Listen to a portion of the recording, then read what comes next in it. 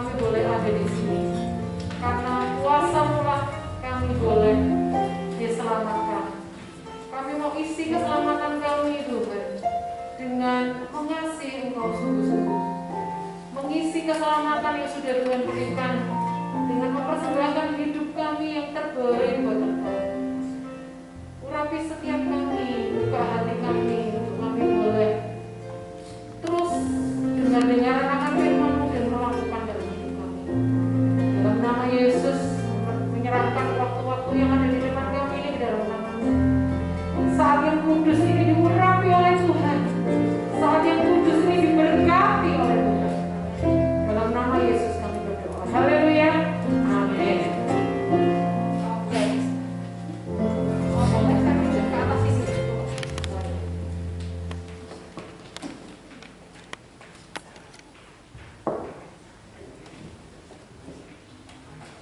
Shalom. Aduh, salam kenal ya. Saya namanya Grace Sumila. Saya dari Kota Wisata Batu. Mohon maaf sekali saya terlambat. Tadi saya ada memberi kursus privat dulu, vokal sama keyboard.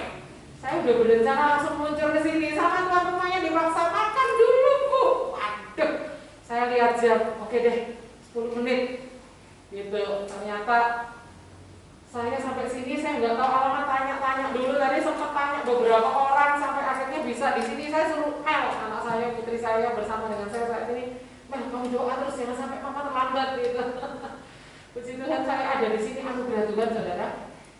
Kira-kira Senin sampai hari Kamis yang lalu saya ada, mohon maaf, ada bisul di daerah tempat saya sehingga aduh, saya naik motor tuh kalau ada goncangan tuh saya nangis, teriak sakit sekali saudara.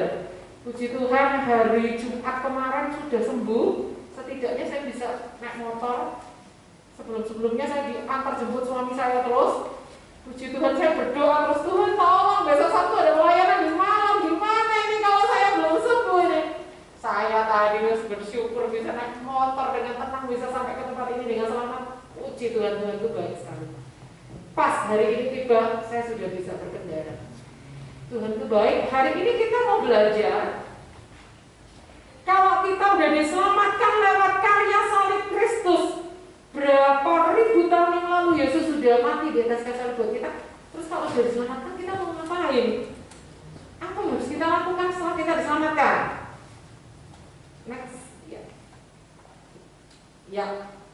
kita akan belajar dari sebuah pohon. Wah. Ya, di Alkitab itu ada banyak penggambaran tentang binatang, tentang pohon, tentang apa saja. Saat ini kita akan belajar satu buah pohon namanya pohon aras Libanon. Ya, pohon aras Libanon ini adalah pohon yang paling berharga dan paling megah, disebutkan di dalam Alkitab sebagai pohon aras Libanon. Kata Ibrani untuk pohon aras Libanon ini adalah eres. Eres, ya. Oke, next. Ya, kita akan tonton dulu video berikut ini, bisa langsung diklik di PowerPoint ini bisa.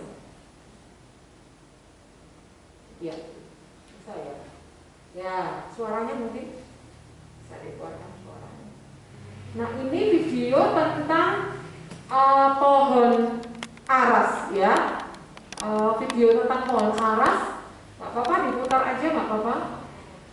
Pohon aras tuh sebenarnya seperti apa sih? Mungkin kalau kita baca di Alkitab kita nggak punya gambaran ya.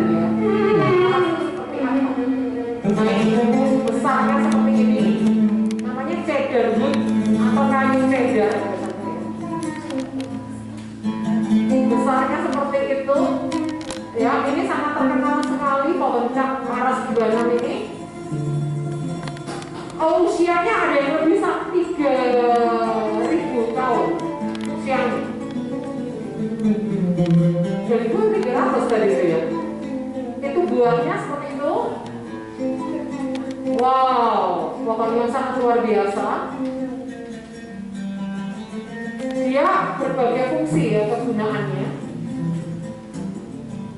Ya, seperti itu kira-kira. Nah itu begitu kuat ya pohon aras ini ya, begitu kuat sekali, bisa dipakai untuk ayunan kayak gitu. Iya. Pohon aras atau pohon cedar ya. Oke, next. Nah, seperti itu ya pohon aras Libanon. Kita lihat ukurannya. Waduh, luar biasa banget. Diameter batangnya aja 3 meter. Tingginya bisa mencapai 24 meter. Dahannya dari ujung ke ujung dahannya bisa sampai 33,8 meter. Wow. Dan keliling batang dari beberapa pohon kalau dikelilingi batangnya bisa sampai 12 meter. Oh biasa ya. Sekarang bilang makanan kirinya kayak gini. Sudah ya. Kalian, saya aja, ayo bilang makanan kirinya. Ya, luar biasa ya pohon aras Libanon tuh ya. Wow. Next. Nah, kita lihat berikutnya. Apa sih istimewanya pohon aras Libanon ini?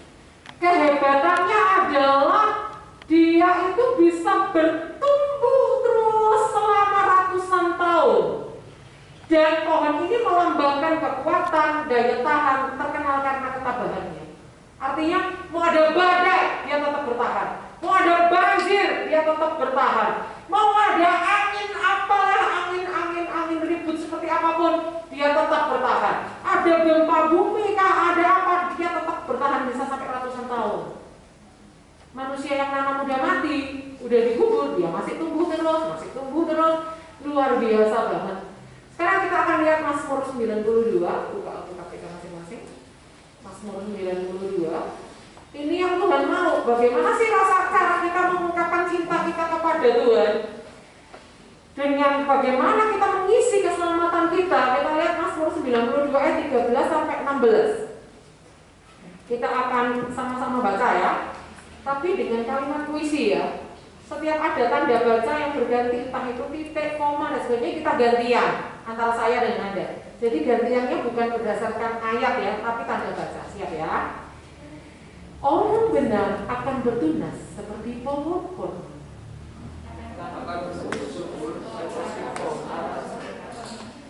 Mereka yang ditanam di bawah Tuhan akan bertunas di pelataran Allah kita. Menjadi gemuk dan segar bahwa Tuhan itu benar.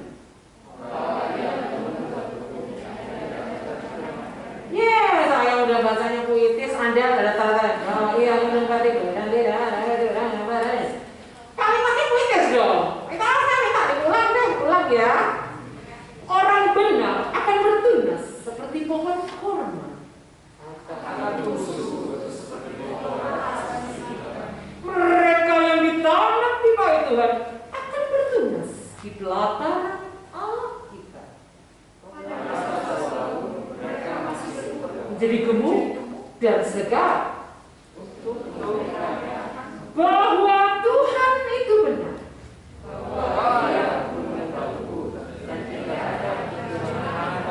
Ya lebih baiklah daripada yang tadi. Kalau tidak ada keterangan padanya.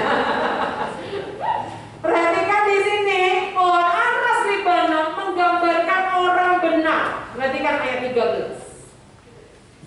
Orang benar artinya apa yang akan kita lakukan dengan keselamatan yang Tuhan berikan? Apakah ya sudah diselamatkan? Ya sudah lah. Apa boleh buat lagi? Nggak ada lagi yang bisa kita kerjakan. Terserah kita mau melakukan apa aja, sekali selamat tetap selamat.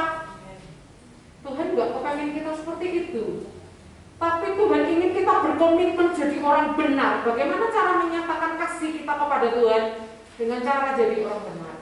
Ketika kita jadi orang benar, disitulah Tuhan itu disenangkan. Setelah Dia menyelamatkan kita, kita mau menyenangkan hatinya. Dengan cara apa? Berkomitmen untuk hidup benar. Saya punya murid kelas itu anak seorang dokter di Batu, terkenal sekali, Dokter Aris namanya. Saya turun dari tangga selesai Malaysia gitu ya, di lantai 2. Loh, kok ada parcel? Saya tanya sama ibu mertuanya, tante itu parcel lebaran? Bukan, itu tuh dari pasien yang udah sembuh. Terus pasien itu ngasih terima kasih ke dokternya, ngasih terima kasih berupa parcel buah-buahan. Oh gitu ya. Pasien tuh lucu-lucu Bu Grace, ada yang ngasih pisang 1 sisir, tanda terima kasihnya karena udah sembuh, udah dirawat sama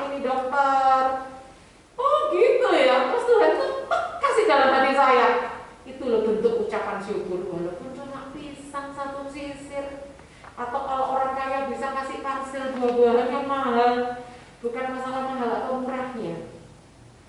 Tapi orang yang udah disembuhkan oleh Tuhan itu ada ucapan syukur. Bagaimana cara kita mengembalikan ucapan syukur kita kepada Tuhan? Dengan salah satunya berkomitmen untuk hidup benar.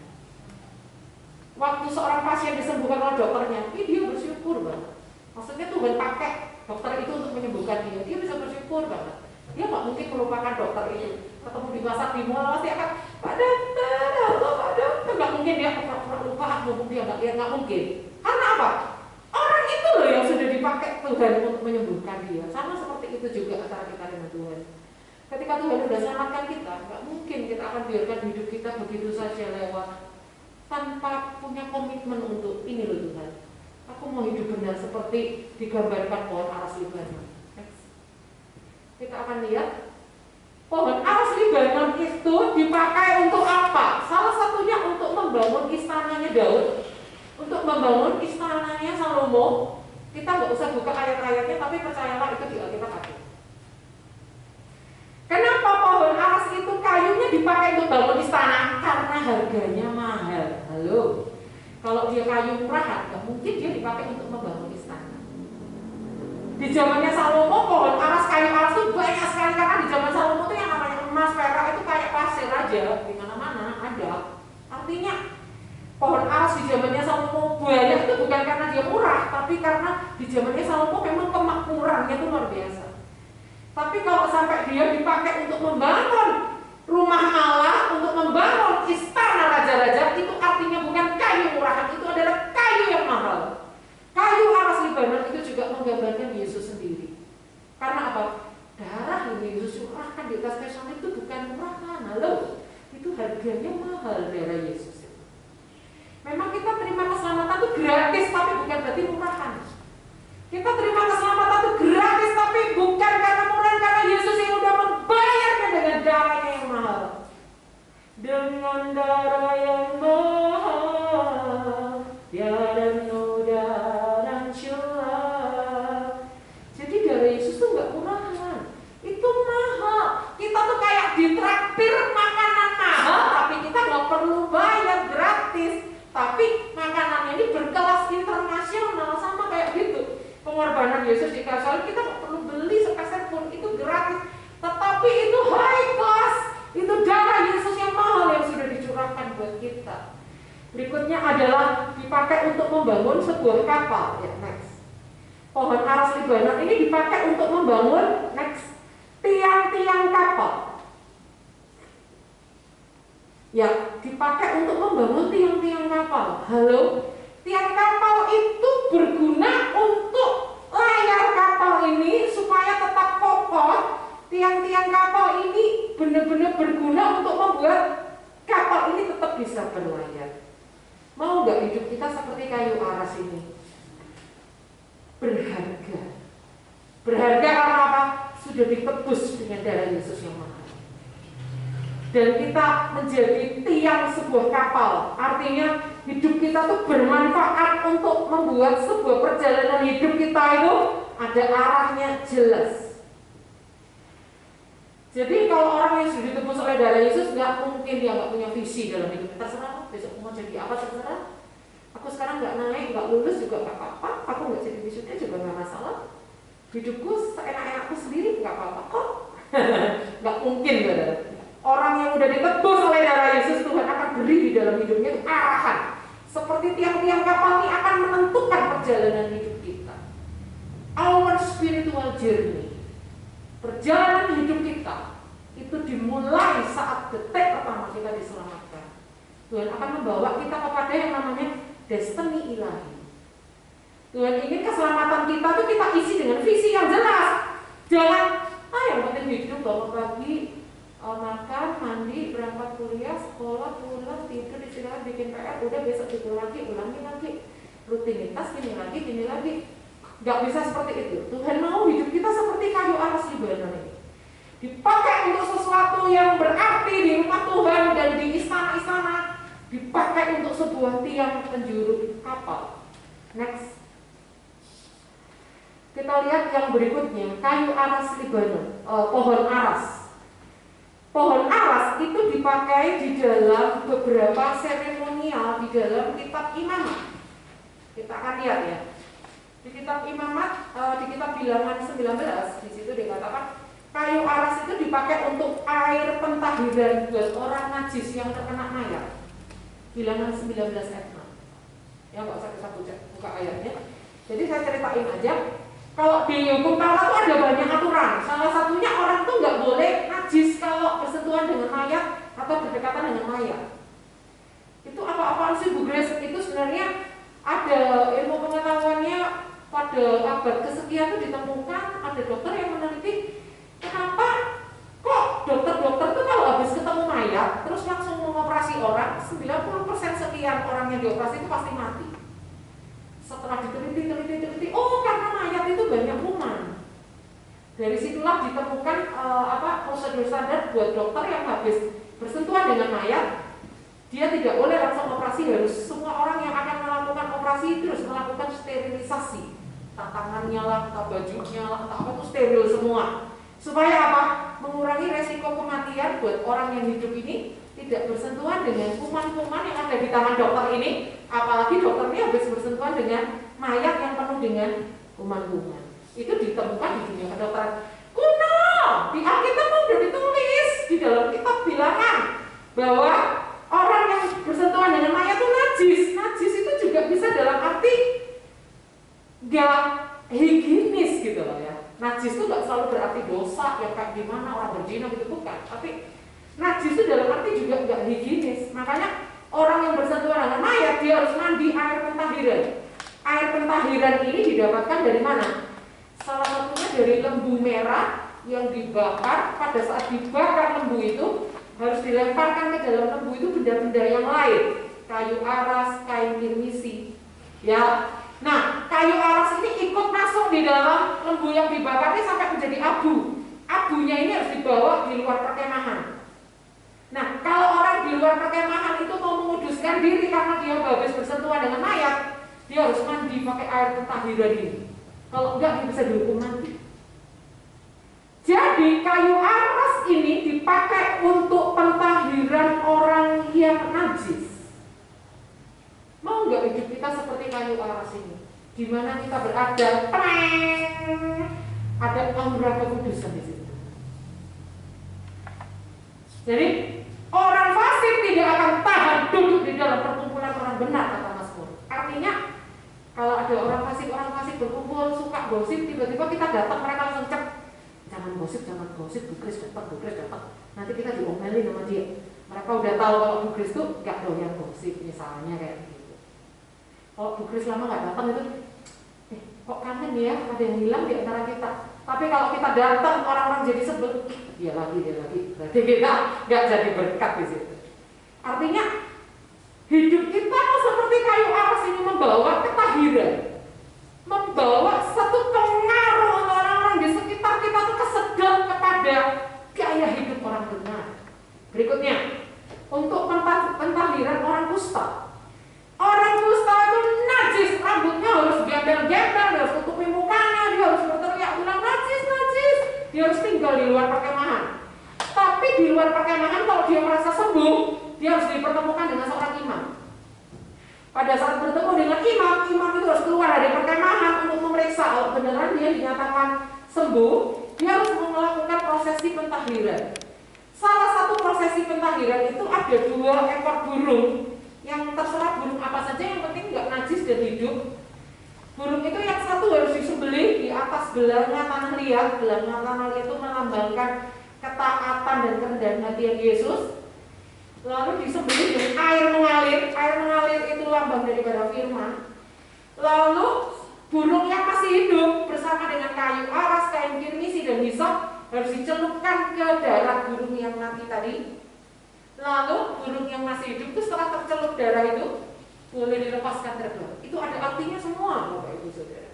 Artinya adalah burung, 2 ekor burung ini yang satu melambangkan dosa yang harus dihukum. Burung yang satu melambangkan dosa yang harus diampuni. Dosa yang harus dihukum itu burung itu disembelih. dosa yang harus diampuni di burung itu dilepas bebas merdeka. Seperti orang kusta ketika dia ditahirkan, dia nanti bisa merdeka dari pengasingan, dia bisa kembali ke perkemahan, dia bisa bersosialisasi lagi, bisa bekerja lagi, dan seterusnya. Di dalam pentahiran orang kusta ada di antaranya di situ kayu aras. Ayo hidup kita jadi seperti kayu aras ini, di mana kita ada di situ kusta menjadi tahir. Di mana kita ada, kita membawa aura di sekitar kita itu, membawa orang-orang itu untuk ikuti teladan kita. Ketika kita hidup kudus, ketika kita benar, hidup benar di hadapan Tuhan. Yang ketiga, untuk penyucian rumah kusta. Jadi pada saat orang Israel masuk ke tanah Kanaan, Tuhan kasih tahu sama Musa, nanti kalau masuk rumah-rumahnya orang Kanaan yang sekarang akan kuberikan jadi rumah kalian, itu nanti akan ada rumah-rumah yang aku berikan dari kusta. Artinya apa? Orang-orang Kanaan kan menyembah berhala, menyembah dewa Baal, dewa Molok, dewa inilah, dewa itulah. Rumah mereka tentunya sudah tercemar. Oleh karena itu ada rumah-rumah tertentu sama Tuhan dikasih tanda kusta. Nah kalau rumah ini kena tanda kusta, harus direnovasi. Kalau direnovasi nggak baik juga, tetap ada tanda kustanya. Rumahnya harus dirobohkan dengan tanah. Untuk membuat rumah ini kudus, ada proses pentahirannya. Salah satunya proses pentahirannya seperti orang kusta tadi, 2 ekor burung yang tidak haram dan hidup. Terus yang satu disembelih di atas belanga tanah. Terus harus ada kayu aras, kain kirmisi, hisop. Kayu aras dipakai lagi untuk penyucian rumah kusta. Ayo kita mau jadi seperti kayu aras ini. Di rumah kita bisa jadi terang. Jangan bicara di luar, di rumah dulu. Bisa jadi terang di rumah, pasti kita bisa jadi terang di luar. Halo. Kalau di rumah aja kita nggak bisa jadi berkat, jangan harap kita bisa jadi berkat di luar rumah. Start from home. Mulai dari rumah, di mana kita di rumah bisa menjadi berkat untuk orang tua kita, untuk adik kita, untuk kakak kita, untuk orang-orang yang bekerja di rumah kita, untuk mungkin pembantu rumah tangga misalnya ada kayak gitu ya.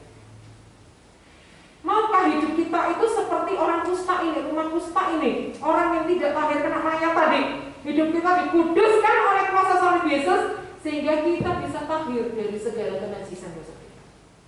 Datang ke kayu salib. Yang keempat adalah masih di slide ini, kayu aras dipakai untuk palang pintu rumah. Kita akan lihat Kidung Agung 8. Ya, Kidung Agung 8. Kidung Agung pasal 8 ayatnya yang ke 8 sampai 10. Kami mempunyai seorang adik perempuan yang belum mempunyai buah dada. Apakah yang akan kami perbuat dengan adik perempuan kami pada hari ia dipinang? Bila ia tembok, akan kami dirikan atap perak di atasnya.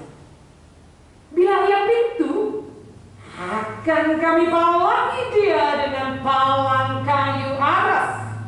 Aku adalah suatu tembok dan buah dadaku bagaikan menara. Dalam matanya ketika itu, aku bagaikan orang yang telah mendapat kebahagiaan. Wih, kalau Kidung Agung itu dalam banget gitu ya penggambarannya. Mempelai perempuan dan adiknya, judulnya nih ya, Anda baca ya, mempelai perempuan dan adiknya. Kayu aras ini berbicara tentang palang sebuah pintu. Di situ saya kasih gambarnya palang pintu ya. Palang pintu itu apa? Untuk melindungi sebuah keperawanan atau keperjakaan daripada mempelai adiknya mempelai ini.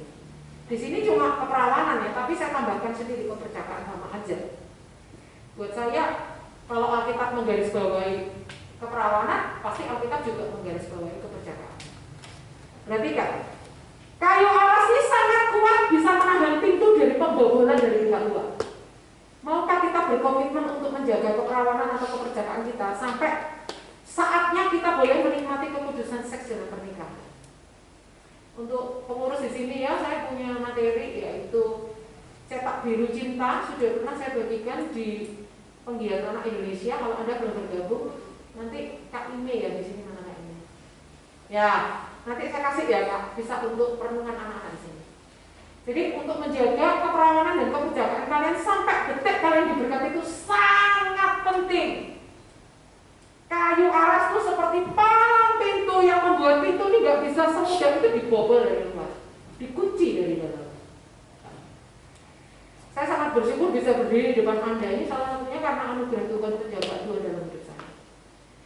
Saya itu anak seorang pendeta, di mana papa saya sangat sibuk sekali dan kurang perhatian pada anak-anaknya. Terus terang, saya tapi sudah ampuni beliau, tapi akibatnya adalah saya jadi generasi belas, boring, lonely, angry, afraid, stress, tired.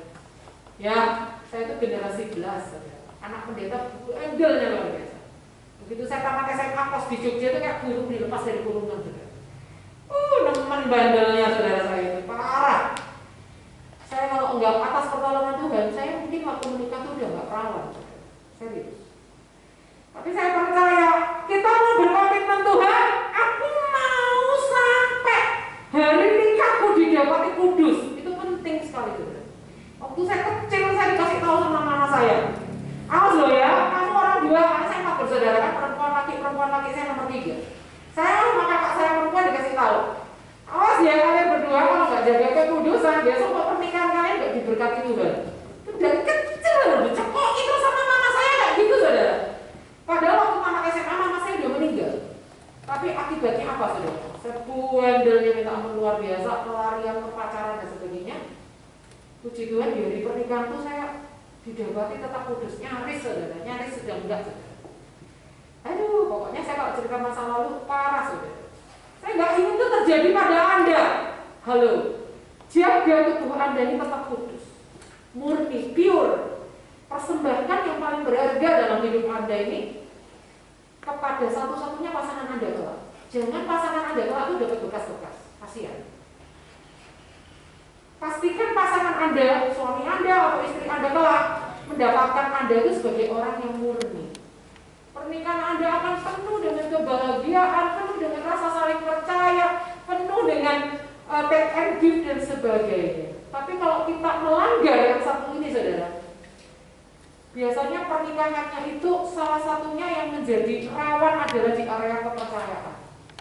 Karena rasa percayanya sudah hilang.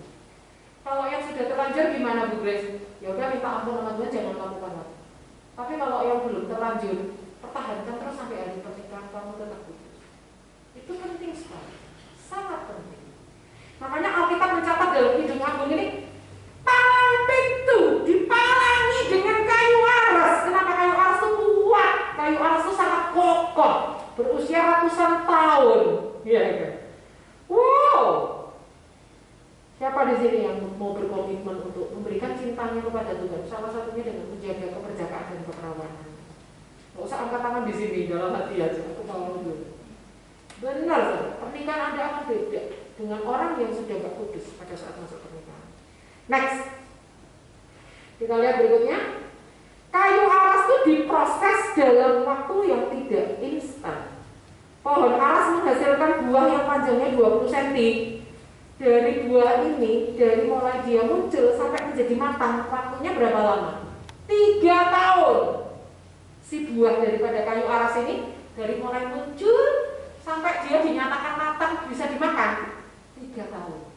Artinya, untuk menjadi seperti pohon aras, jangan terburu-buru dengan hidup kita.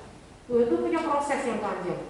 Daud diproses berapa? Dari mulai dia diurapi oleh Samuel, umurnya nggak dicatat, dia jadi raja umur 30. Kemungkinan kata para ahli, waktu dia diurapi Samuel umurnya 17 tahun. Berarti dia diproses lebih kurang berapa? 13 tahun. Yusuf diproses Tuhan berapa lama? Dia mendapat mimpi dan sebagainya itu umur 17. Dia jadi raja umur 30. Berapa tahun dia diproses? 13 tahun. Abraham pertama dapat janji Tuhan mau punya anak, sampai dia benar-benar punya anak namanya Ishak. Itu dari umur 75 dia punya anak umur 100. Berarti berapa lama dia nunggu? 25 tahun. Ada nggak yang instan? Nggak ada. Yakub ketika keluar dari rumah ayahnya, terus bekerja di Laban, lalu jadi menantunya, sampai dia pulang lagi ke rumah ayahnya, 20 tahun dia bekerja sama Laban, sama dia bekerja untuk dirinya sendiri. Total dia jadi pengembara di rumah mertuanya tuh 20 tahun. Gak ada yang ecek-ecek proses dari Tuhan kok kaleng-kaleng 2 bulan, 3 bulan, baru setahun kita udah, Tuhan, aku udah setahun diproses. Tuhan bilang dari surga, belum apa-apanya Dok, belum apa-apanya Mas. Aduh, saudara, saya diproses Tuhan itu juga gak gampang. Tangan saya kanan ini pernah patah. Kaki saya kiri ini pernah hampir dipotong. Kalau virusnya naik ke otak saya harus dipotong. Untungnya enggak. Jadi saya bisa berdiri depan saudara ini benar-benar anugerah. Otak saya ini pernah gagal otak, ringan. Saya harus tidur di rumah sakit tanpa bantal 10 hari. Waktu pada saat kelas 5 SD. Saya pernah sakit demam berdarah waktu hamil Melodi itu udah kayak hampir mau mati rasanya. Saya malam tuh mau tidur kayak kotak tuh kayak ada orang mau menjemput saya gitu, perasaan saya aja gitu. Aduh, saudara, pokoknya banyak hal terjadi dalam hidup saya itu yang membuat akhirnya saya tahu bahwa proses dari Tuhan itu tidak gampang. Yosua pada umur berapa dia jadi abdinya Musa? Diperkirakan umur 20 tahun. Dia jadi pemimpin Israel umur berapa? 40 tahun kemudian. Umur berapa? 60. Musa diproses Tuhan berapa tahun? 40 tahun.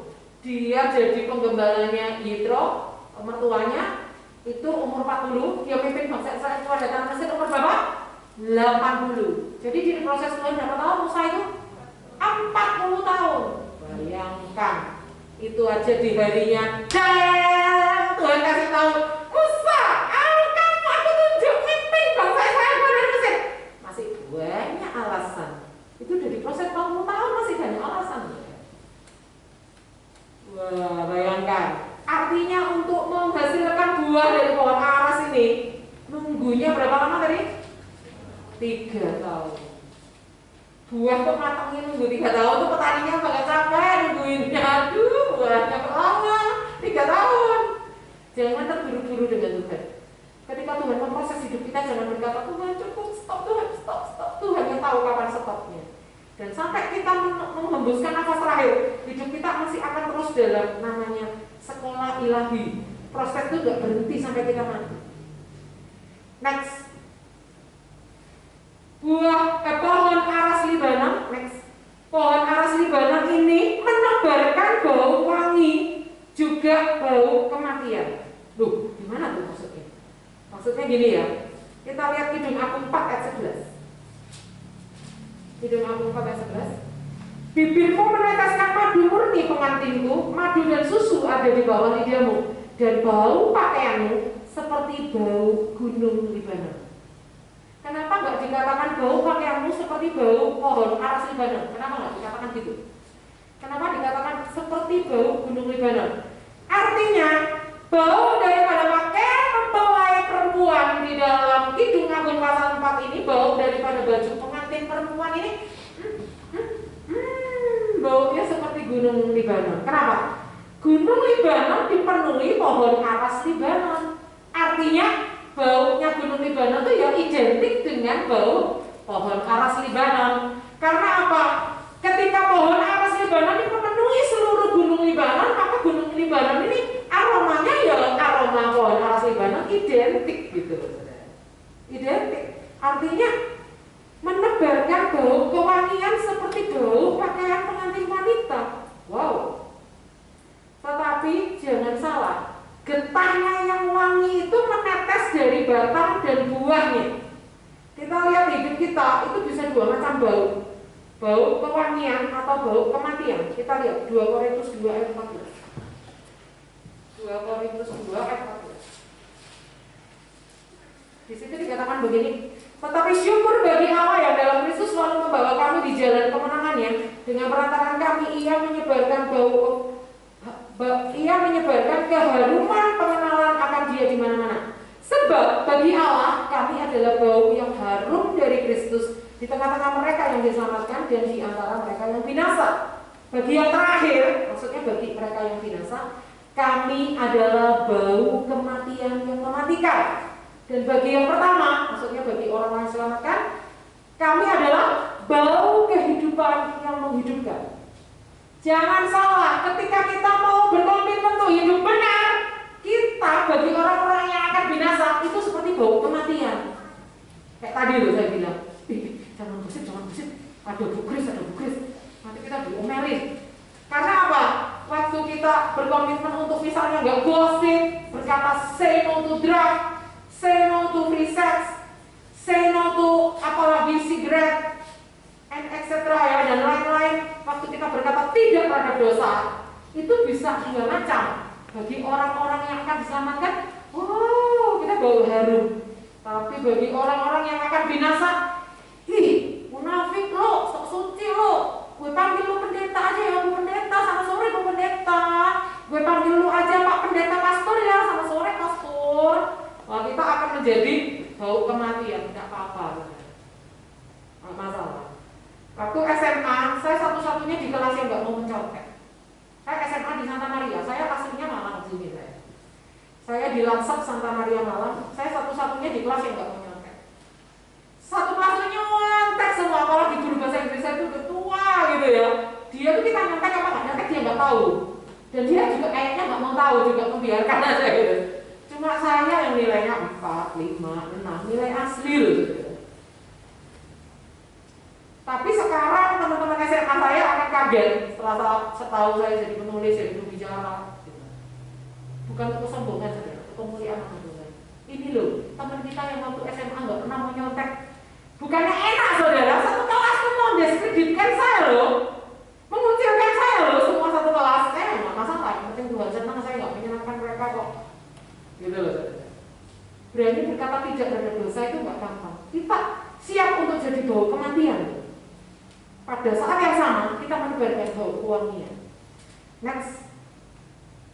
Ayo kita memberi dampak. Berikutnya adalah itu tadi yang saya jelaskan ya, wangi pakaian pengantin udah saya jelaskan. Next.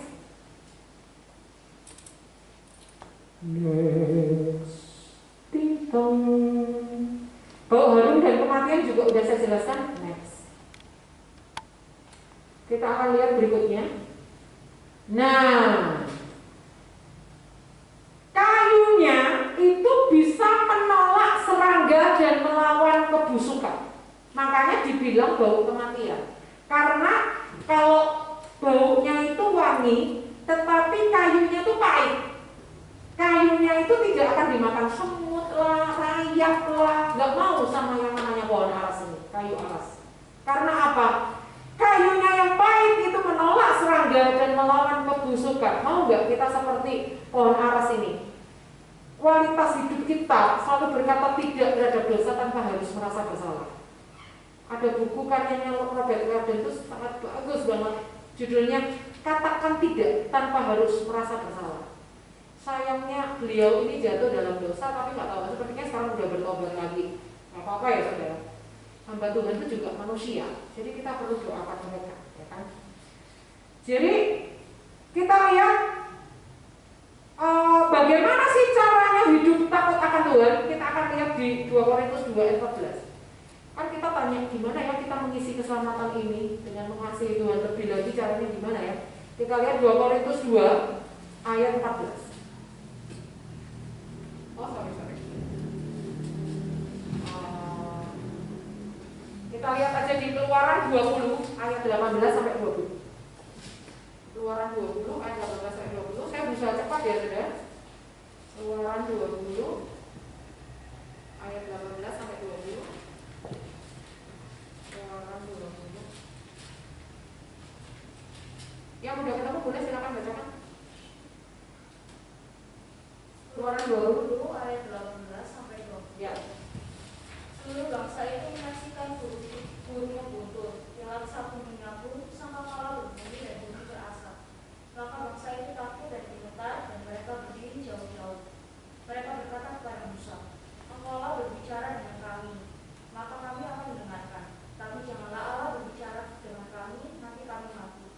Tetapi Musa berkata kepada bangsa itu, "Janganlah takut, sebab Allah telah datang dan dengan maksud untuk mencoba kamu, dan dengan maksud supaya takut akan Dia daripadamu, agar kamu jangan berbuat dosa." Ya, thank you. Waktu Tuhan itu menyatakan dirinya seperti kayak ada yang mengikutinya, guru menggutur, kilat sabung menyambung, sangkakala berbunyi, gunung berasap. Bangsa Israel ketakutan. Lalu Musa bilang gini, loh, gak usah takut. Allah itu datang dengan maksud supaya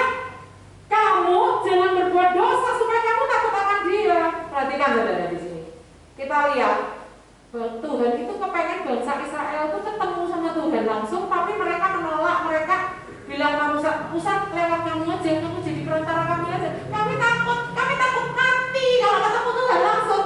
Justru Musa bilang gini, loh, kamu cara berpikir itu salah. Kalau kamu ketemu Tuhan langsung, kamu akan punya takut akan Tuhan. Ngerti nggak? Di sini mereka membutuhkan perantara karena takut mati. Padahal Musa bilang, supaya kamu nggak mati, kamu harus kenal Tuhan. Ketika kamu kenal Tuhan, kamu akan punya yang namanya rasa takut akan Tuhan. Aku sebenarnya nggak perlu jadi perantara kalian. Tuhan itu pengen ketemu kalian langsung, nggak harus lewat Musa gitu. Gimana caranya punya takut akan Tuhan? Kenali Tuhan, mengenal Tuhan lebih mendalam. Maka rasa takut akan Tuhan itu bukan seperti anak sekolah minggu, nggak boleh bohong itu dosa. Jadi kayak, oh bohong itu dosa, jadi nggak boleh bohong. Oh takut masuk neraka, bukan kayak gitu saudara. Takut akan Tuhan adalah ketika kita mengenal Tuhan, kita ingin menyenangkan hati Tuhan, maka rasa takut akan Tuhan itu akan muncul dengan sendirinya, bukan sesuatu yang kayak kita harus pompa diri kita. Takut akan Tuhan, nanti masuk neraka. Kalau suka bohong nanti masuk neraka, bukan gitu. Tapi ketika kita mengenal Tuhan lebih mendalam dan mendalam lagi, maka rasa takut akan Tuhan itu akan muncul dari pengenalan akan Tuhan itu.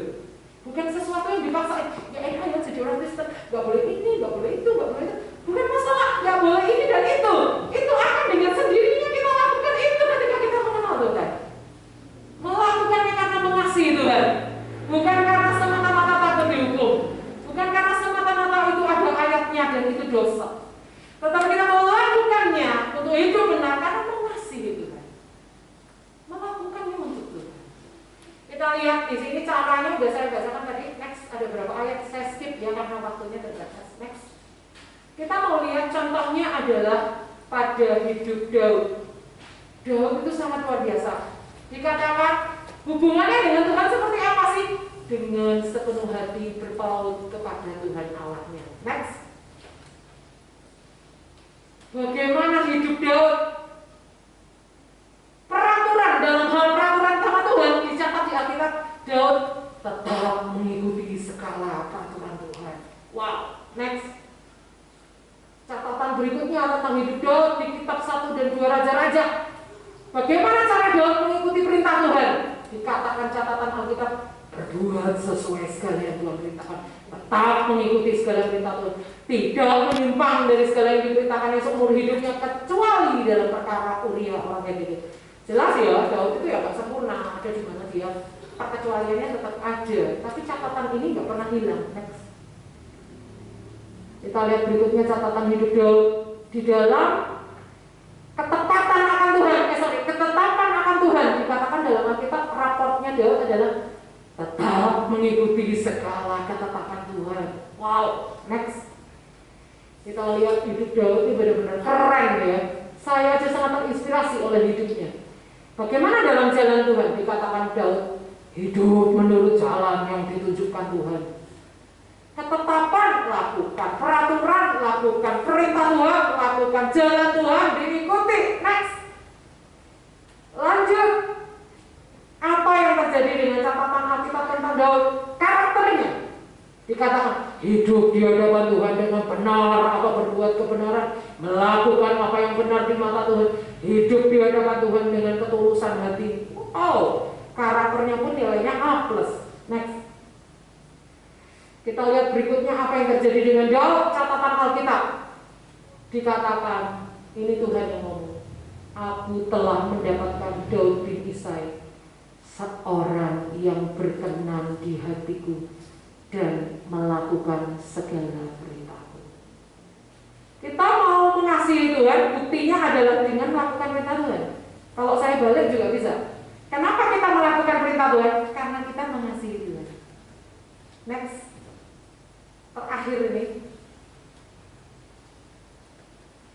kenapa dikatakan berkenan di hatiku? Itu dalam satu terjemahan lain mengatakan he's a man whose heart beat to my heart. Artinya Daud itu berkenan di hati Tuhan. Seperti apa sih berkenannya? Ada terjemahan lain yang menjelaskan detak jantungnya Daud itu seirama dengan detak jantung Tuhan. Jadi kalau Tuhan cepat, Daud juga sama. Kalau Tuhan deg. Daud seirama juga deg. Sampai segitunya loh saudara. Karena Daud kalau perang Tuhan kanan, kiri, maju, ngacir ya. Waktu di Kehila tuh Tuhan suruh Daud ngacir, dia nggak pertahankan egonya sebagai seorang tentara. Tentara nggak pernah kalah perang kok ngacir malu-maluin. Tapi kalau Tuhan bilang, Tuhan apakah orang Kehila ini akan menyerahkan aku ke tangan Saul? Ya, akan mereka serahkan. Daud pilih ngacir. Kenapa? Dia nggak mempertahankan egonya. Yang dia cari adalah kehendak Tuhan dalam hidupnya. Makanya Daud itu nggak ada catatan kalah perang, menang terus. Kenapa? He is a man whose heart beats to my heart. Artinya orang yang berkenan di hatiku sampai detak jantungnya aja seirama dengan detak jantungku. Kenapa? Gak heran Daud itu 7 kali dalam sehari muji Tuhan. Dia mengenal siapa Allahnya. Dia berjalan, begitu ditegur oleh Nabi Nathan dia cepat bertobat. Gak seperti Saul banyak mengeyel. Dia cepat bertobat. Perhatikan saudara. Tuhan ingin kita nyatakan cinta kita kepada Tuhan dengan mengisi keselamatan kita itu dengan hal-hal yang menyenangkan hati Tuhan. Hidup berbuat benar. Berbuat benar bukan karena takut dihukum. Berbuat benar karena kita mengasihi Tuhan.